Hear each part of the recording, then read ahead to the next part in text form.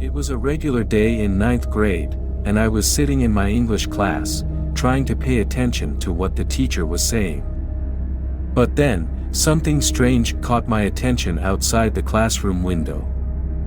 There was a man standing outside, looking directly at me with a knife in his hand. His hair was covering his face, so I couldn't see who he was or what he looked like. I was so scared that I screamed out loud.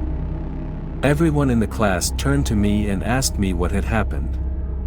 I pointed to the window and tried to explain what I had seen, but no one believed me. They all thought that I was just trying to cause trouble or that I was imagining things. But I knew what I had seen, and I couldn't shake off the fear that I felt. Even though I have since graduated from college, I still have nightmares about that man with the knife.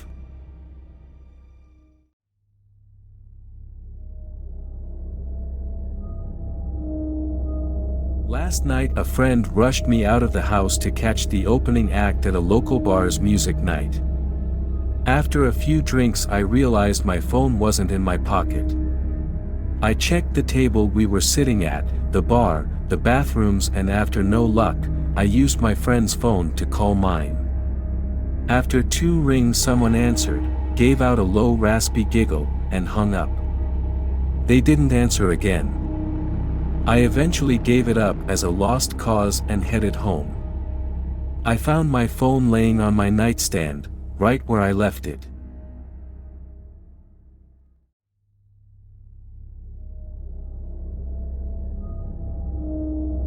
Mommy told me never to go in the basement. But I wanted to see what was making that noise. It kind of sounded like a puppy, and I wanted to see the puppy. So I opened the basement door and tiptoed down a bit. I didn't see a puppy, and then Mommy yanked me out of the basement and yelled at me. Mommy had never yelled at me before, and it made me sad and I cried. Then Mommy told me never to go into the basement again, and she gave me a cookie. That made me feel better, so I didn't ask her why the boy in the basement was making noises like a puppy. Or why he had no hands or feet.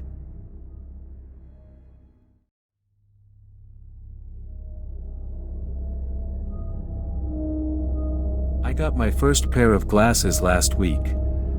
My parents didn't think I needed them at first.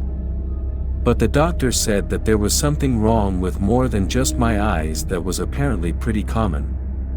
And that I needed specially prescribed glasses, for my own good. He said that many people were never given the chance to see the way I would, so I was lucky to get them. I thought he meant cars and faraway words would become less blurry. But over the span of a couple of days, many more things have become more clear. I started seeing nightmare creatures all around. I'd never seen them there before, like in the corners of my room and in darkened parking lots. I took my glasses off for the first time today. And let me just say it's amazing how quickly demons and creatures turn into trees and shadows. I know I'm not seeing the truth. But I'm a simple person. I'd rather things remain blurry, just the way it is for everyone else.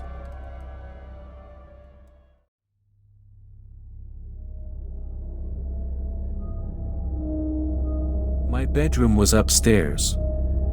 I had a good view from my window to see the new neighbors move in next door early in the morning. There was a man and woman carrying boxes into the house. They must have been a couple. My eyes traveled to the neighbor's vacant upstairs bedroom window, which was direct across from mine. It was open, and inside was a girl who looked about my age. She saw me and motioned for me to open my window, so I did.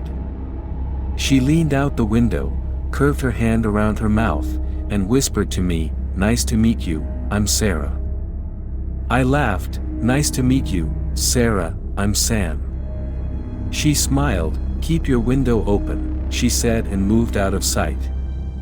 I was confused. "Keep my window open?" She returned with something in her hand, then tossed it over to me. It was a paper airplane. It slowly and gently made its way through my window, onto my floor behind me. I walked over and picked it up. On top was written, "Open." I opened it and there was a message, "Hey Sam, I'll come over tonight and introduce myself." I thought it was a bit strange and wrote back, "Come over tonight, what do you mean?" I turned around to toss it back but she wasn't there. The window was still open so I tossed it in anyway, thinking she'll reply sooner or later. It was late into the evening, and still no reply from Sarah. My mom invited the new neighbors over for dinner. I figured this is what Sarah meant by coming over tonight. "Honey, come down for dinner," my mom shouted. I went downstairs into the dining room to sit at the table but I didn't see Sarah, just her parents. I couldn't help but ask, "Where's Sarah?" The man and woman stared at me as if I said something out of place. "Excuse me," the man said. I repeated myself, "Sarah, your daughter." The woman put her hands up covering her mouth, tears flowed down her face. The man stood, "Our daughter died a year ago in an accident. I don't know what you're up to, but that's enough." They both left the house immediately. Mom glared at me, "Why would you do that, son? Just go to your room." A flurry of confusion was spinning in my head, I couldn't speak. I made my way back to my room, turned on my light and lay on my bed. Then a paper airplane flew through my window, elegantly landing on my floor.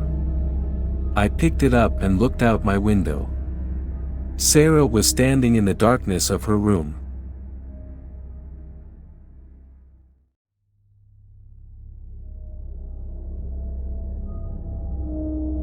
So, there was this one time, my father and I went for our usual morning walk.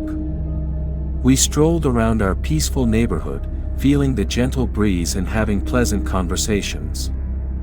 It was a lovely start to our day. After our walk, my father told me to head back home while he finished up some clothes shopping.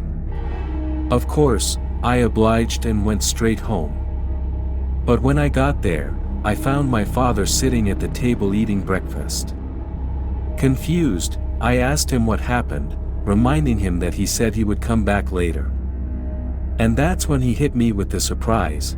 He never said that he would be back later, because he hadn't gone for the walk at all.